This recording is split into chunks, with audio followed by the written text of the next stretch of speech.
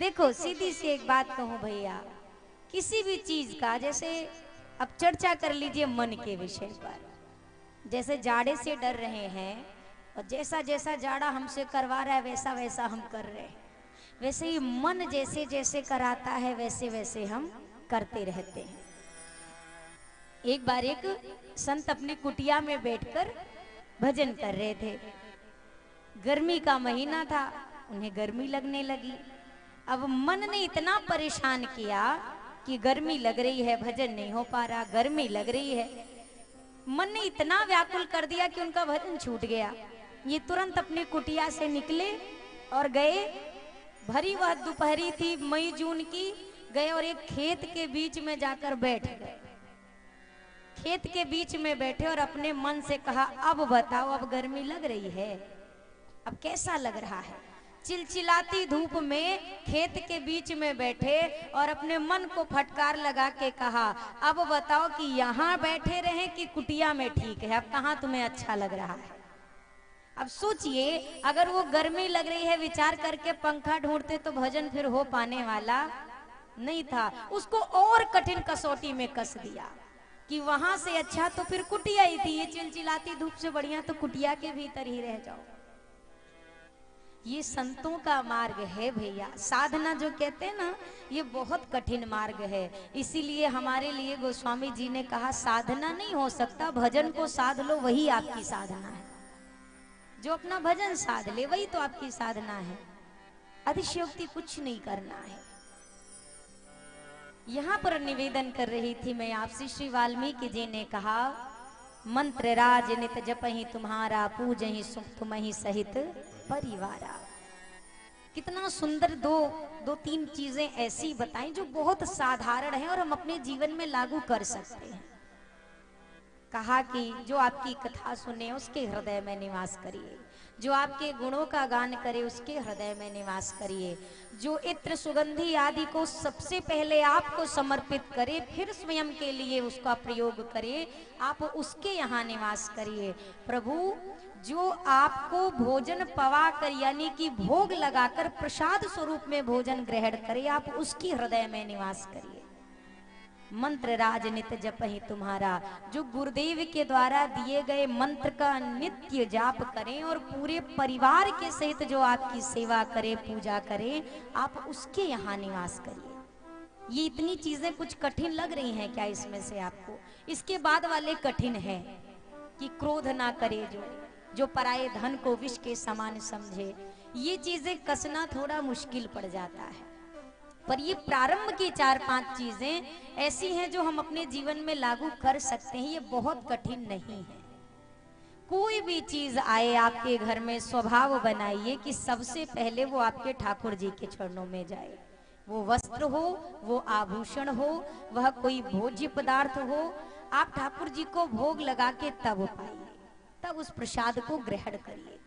आपकी रसोई में बना हुआ भोजन केवल तब तक भोजन है जब तक वो भगवान तक नहीं पहुंचा है, और जब वही भोजन भगवान तक पहुंच जाता है तो अब वो भोजन नहीं, वो प्रसाद बन जाता है, वो प्रसाद स्वरूप हो जाता है।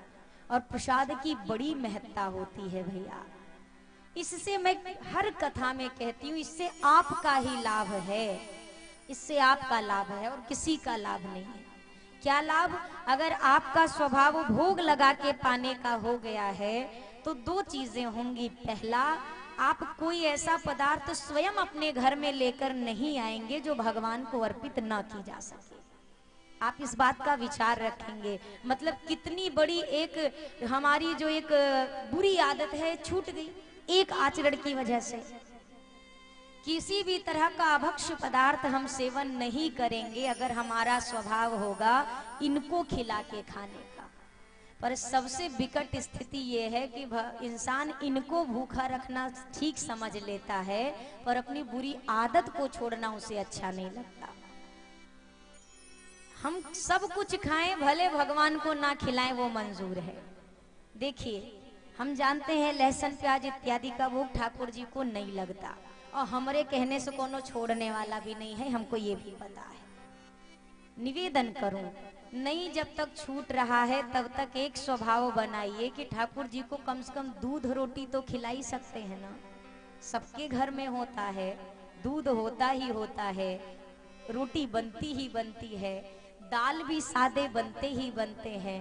कभी दूध रोटी खिला दीजिए, कभी घी नमक लगा के रोटी खिला दीजिए, कभी बढ़िया से बढ़िया गुड़ घी रोटी, इतना तो खिला दो यार भैया, इतना तो आप खिला ही सकते हैं ना।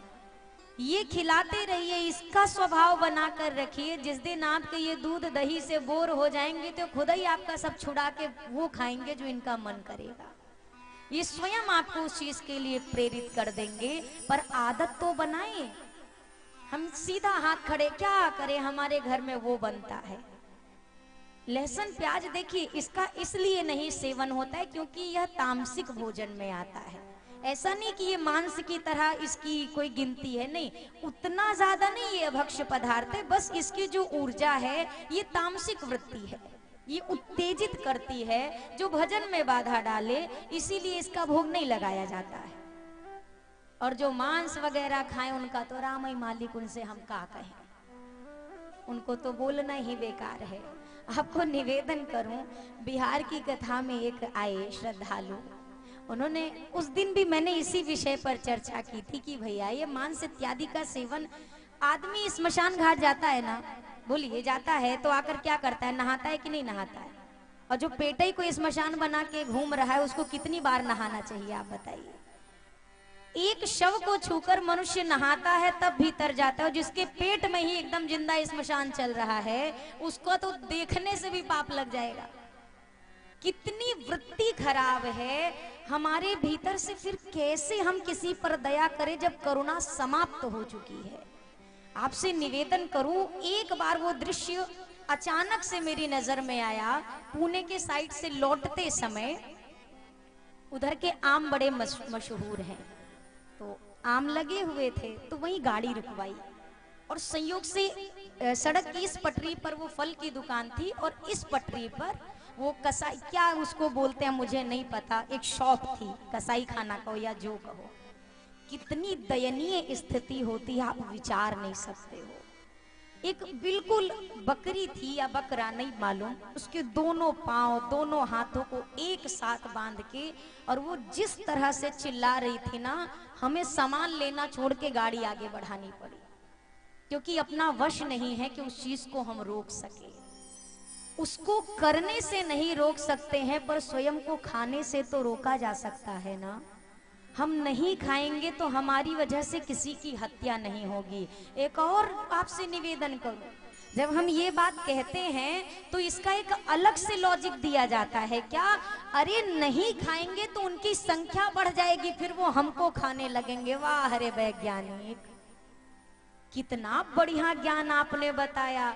मुझसे जब किसी ने कहा तो मैंने यही कहा, वैसे जनसंख्या तो आदमियों की भी ज्यादा बढ़ रही है, तो अगले डिश में आदमियों को भी शुरू करिए। मनुष्य की जनसंख्या कम थोड़ी ना बढ़ रही है, चाइना को भी हम पीछे छोड़ रहे हैं, तो आदमी भी तो बढ़ रहे हैं, तो क्या अब अगली श्रेणी में आदमी खाना शुरू करेंगे? अगर आप गलत कर रहे हैं तो अपने गलत को गलत स्वीकार करने की भी क्षमता रखिए, उसको आप सही साबित करने का मत विचार करिए कि उनकी संख्या बढ़ रही है हम इसलिए खा रहे हैं। ये चक्र है सृष्टि का, ब्रह्मा जी ने इन्हीं को ड्यूटी दे के भेजी है, बेटा तुम चक्र संभाले रहना, नहीं पूरी सृष्टि तहस नहस हो जाएगी तुम नहीं खाओगे तो। अपनी गलती को ऐसा मत साबित करिए कि आप बहुत सही कर रहे हैं। और एक निवेदन मैं हाथ जोड़ कर करूं, और बुरा लगे तो कान पकड़ के माफी भी मांगू। जो साल भर खाते हैं और सावन भर छोड़ते हैं, इससे कुछ होने वाला नहीं है। इस गलत फहमी में मत रहिएगा कि सावन छोड़ दिया, नवरात्रि छोड़ दी। कई लोग हम मंगल को नहीं खाते हैं, हाँ मंगल को नहीं खाएंगे, लेकिन सोमवार से रविवार तक में फिर कुछ बचेगा भी नहीं, इनसे घोड़ा गधा बकरी कुकुर सब खाएंगे, फिर इनसे कुछ नहीं बचा है। आप किस गलत फहमी में है भैया? आपको क्या लगता है मंगल को भगवान बैठा है और शुक्रवार को बुधवार को कहीं चला गया है संसार छोड़ के? आप क्यों अपने आप को झूठी तसल्ली दे रहे हो? जितना दोष आपको सोमवार को खाने से लग रहा है उतना ही मंगल में लगेगा, उतना ही बुध में लगेगा, उतना ही साल के 365 दिन में लगेगा। ऐसा आप मत विचार करिए कि इस दिन में नहीं खाएंगे तो भगवान प्रसन्न होकर हम पे बरस जाएंगे कृपा करके, कभी नहीं। मैं जो चर्चा कर रही थी बिहार क्षेत्र की, एक श्रद्धालु आए और यही प्रसंग था, तो उन्होंने आके कहा दीदी बहुत उत्तम बात कही, इसीलिए हमने मुर्गा बकरी सब खाना छोड़ दिया, केवल मछली खाता हूं। मैंने कहा चरण कहाँ है आपके? कितना उन्होंने हम पर उपकार किया, आपको क्या पता। वो तो हम पे उपकार करके चले गए, फिर दोबारा मिले नहीं हमसे वो कभी। इस चीज से भैया जितना हो सके बचो। कल शबरी जी का प्रसंग आएगा, आप दर्शन करना कि शबरी माँ ने अपना घर ही केवल इसलिए छोड़ा क्योंकि उनके कारण बेचारे निर्दोष पशुओं की हत्या हो रही थी। माँ ने घर छोड़कर अपना जीवन दांव पे लगा दिया। ये समझिए, न रहने का पता न खाने का पता, केवल उन जीवों के रक्षण के लिए माँ ने अपना पूरा जीवन लगा दिया। फिर फल क्या मिला ये आप सब जानते हो, ये मेरे कहने की बात नहीं है। उन जीवों की रक्षा हुई तो स्वयं जीवों को बनाने वाला जगदीश शबरी माँ के द्वार पर आकर खड़ा हुआ। किस कारण से? मन की वह जो करुणा है माँ के हृदय की। देखो भैया, आज अगर हम मनुष्य से प्रेम करेंगे, जीवों से प्रेम करेंगे, तब तो संभव है कि यही प्रेम एक दिन भगवान से भी हो जाएगा। पर अगर इंसान से, जीव से प्रेम करना ही नहीं आया तो भगवान से भी प्रेम होने वाला नहीं है। जो चीज मेरे पास है आज मैं आपको दे रही हूं, तो हो सकता है कल सरकार को भी देने लायक हो जाऊं, और जो चीज मन में होगी ही नहीं वो मैं कहां से सरकार को दूंगी। गोस्वामी जी ने यहाँ बड़ी सुंदर ढंग से वाल्मीकि जी के माध्यम से कहलवाया कि जो भी पदार्थ पाया जाए ठाकुर जी को समर्पित करके, और इस भाव में आप मत रहो, कभी मत विचार करिए। कई लोग कहते हैं पर भगवान पाते कहाँ है?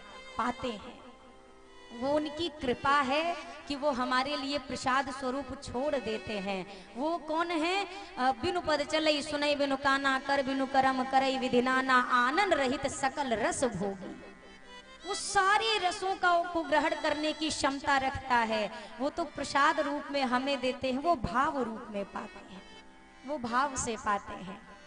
पवाने की क्षमता होनी चाहिए, नहीं तो दुर्योधन ने तो 56 भोग सजाए थे। विदुरानी जी के यहाँ तो केवल केला था और केले का भी छिलका मिला था।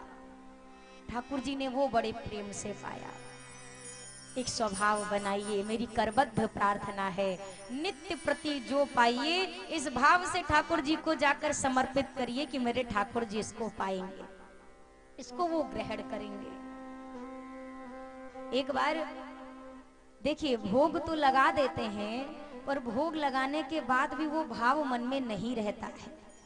क्योंकि अगर भाव रहता तो भोग लगाने के साथ ध्यान भी रखते कि क्या क्या चीजों की जरूरत ठाकुर जी को पड़ सकती है। जैसे किसी को थाली परोस देते हैं तो निगाह बनाए रखते हैं कि क्या कम हो गया, क्या ज्यादा हो गया, क्या अब लाकर इनको दिया जाए। अगर नमक कम है तो नमक ला कर देते हैं। ठाकुर जी के लिए भी यही भावना रखी जाए। ठाकुर जी रोटी आज सूखी है, रुकिए ठहर जाइए, थोड़ा घी लगा कर देते हैं। आज थोड़ा मुझे लग रहा है खीर में चीनी शायद कम हो सकती है, तो बगल में थोड़ी सी एक कटोरी में चीनी रख दो। मैं सत्य कहूं, आपको लग रहा है कि क्या फायदा, पर भगवान को बड़ी प्रसन्नता होती है। यद्यपि ये सब भगवान का दिया हुआ है, ये सब कुछ भगवान का ही तो दिया है ना, सब भगवान का दिया है। अब आप विचार करो कि भगवान की चीज भगवान को चढ़ा के क्या फायदा है। जैसे पिताजी बाजार से गाजर ले आए और गाजर लाकर दें और कहें अपनी धर्म पत्नी से इसका हलवा बनाओ। अब धर्म पत्नी हलवा बनाए और छोटा सा बच्चा हो, हलवा बनाकर वो प्लेट सजाए और बच्चा वो प्लेट लेकर सीधा अपने पिताजी के पास जाकर कहे कि पापा जी लो आप इसको खा लो, अपने हाथ से एक और खिलाने लगे। तो आप बताइए पिताजी क्या करेंगे? पिताजी प्लेट लेंगे और सबसे पहला कौर उस बच्चे को खिलाएंगे। क्या पिताजी ये सोचेंगे अरे मैं ही तो गाजर लाया हूँ, मेरे ही पैसे से चीनी आई है, मेरे ही पैसे से गैस आया है, तो मेरा ही सामान मुझे दे रहा है? नहीं, पिताजी प्रसन्न होंगे कि इसने अपने आप को बाद में रखा, पहले मुझे इसने खिलाया। वो गोद में बिठाकर पहले अपने हाथ से बच्चे को खिलाएंगे। उसी प्रकार स्वभाव है जगत पिता का। यद्यपि सारी चीजें उन्हीं की बनाई है, ये पूरी सृष्टि उन्हीं की है, पर जब हम जाकर बिल्कुल दैन्य भाव से कहते सरकार है तो आपका पर तेरा तुझको अर्पण, मेरा नहीं, जो है आपका है। हम भाव दृष्टि से जो आपने मुझे दिया प्रभु, बस वो आपके चरणों में समर्पित कर रहे हैं। तो ठाकुर जी को भी उसी पिता की तरह प्रसन्नता होती है जैसे उस पिता के मन में हुई। एक सज्जन गए हनुमान जी के मंदिर, 2 किलो बढ़िया देसी घी का लड्डू लिया। मंदिर में भीड़ थी, और जब भीड़ होती है तो आप जानते हैं फिर पुजारी जी ऐसा नहीं कि प्रसाद में तुलसी डाले और एक एक लड्डू निकाले, नहीं। आप कभी हनुमानगढ़ी जाइएगा, देखिएगा यहाँ भी कहीं मंदिर हो बजरंगबली का, तो फिर पुजारी जी यूं डब्बा खोलते हैं और यूं बाल्टी में डालते हैं और सीधा डब्बा वापस करते हैं ना। अब वो तुलसी पत्र जल्दी से डाला, ऐसे वो लास्टिक लगी थी, ऐसे ढक्कन उठाया, ऐसे फेंका, और 2 किलो में से कम 1.5 किलो लड्डू गिर गया और 1.5 किलो लड्डू बाहर। अब तो इनका दिमाग, लूट लो, सब ले लिया, एक लड्डू नहीं छोड़ा। देसी घी का लड्डू लाया था। बगल वाले ने पूछा तुम लाए किसके लिए थे, पहले ही बताओ। लाए बजरंगबली के लिए थे ना, तो आपको तो खुश होना चाहिए कि 2 किलो में से 1.5 किलो बजरंगबली खा गए, आनंद मनाओ। पर मनुष्य भगवान के भोग में भी अपनी काग दृष्टि लगाए है, जानता है प्रसाद मिलेगा, फिर भी मन में धीरज नहीं है, चिल्लाने लगा। भैया बहुत सरल विधि है, बहुत सरल है। सरल क्यों है? क्योंकि इससे सरल हमारे जीवन में जो व्यवहारिक चीजें हैं, गोस्वामी जी ने उन व्यवहारिक चीजों के माध्यम से ही भगवान को पाने का रास्ता खोला है। बिल्कुल इन चीजों के भीतर रहते हुए। मैंने प्रथम दिवस भी कहा, द्वितीय दिवस भी कहा, यहाँ मैं आपसे कभी नहीं कहूंगी छोड़ के इनको पकड़ो, नहीं, सबको पकड़े रहो, पर जो छूट गया है अब उसको पकड़ लो होश में आकर। जो अब तक नहीं याद था अब उनको याद करना है। जो भी जीवन का समय है मिला है इनकी कृपा से मिला है, तो जिसने कृपा करके तन दिया है उसको याद करना हमारा परम धर्म बनता है। 24 घंटे होते हैं, 12 घंटे कोई नहीं सोता है, 8 घंटे 9 घंटे इतनी ही सबकी नींद होती है। तो बाकी के जो समय आपके पास बचे हैं, आप ना कभी ऐसे अचानक रात में उठिए और तुरंत एक पेन और डायरी निकालिए, बिल्कुल रैंडम, विचार के नहीं, अचानक, और उस डायरी में नोट करिए कि आज मैंने कितनी बार नाम जपा है। तब आपको समझ में आएगा कि वास्तव में हम क्या कर रहे हैं। गिनती भी ना हो सके 2 4 बस इतना ही। और जबकि संतों ने कहा भैया एकमात्र ये चीज है, जैसे एक बात बताइए, पनीर की सब्जी बनाइए, पनीर की सब्जी, गरम मसाला डालो, ठंडा डालो, कश्मीरी लाल मिर्च डालो, कसूरी मेथी डालो, धनिया पाउडर डालो, हल्दी डालो, बढ़िया सुंदर सुंदर सारी चीजें मसाले डालो, स्वाद आएगा कि नहीं आएगा? बोलिए, नमक के बिना आ जाएगा? नमक ना डालें तो आ जाएगा? उसी प्रकार से जीवन में सब ले आओ, कितने भी सुंदर सुंदर माया के मसाले लाके डाल लो भैया, लेकिन जब तक जिस प्रकार नमक के बिना सब्जी का स्वाद नहीं है, लवण बिना बहुव्यंजन जैसे, उसी प्रकार जीवन में भगवान के भजन बिना इस जीवन का भी कोई स्वाद, कोई अर्थ नहीं है। इस बात को ध्यान में रखा जाए।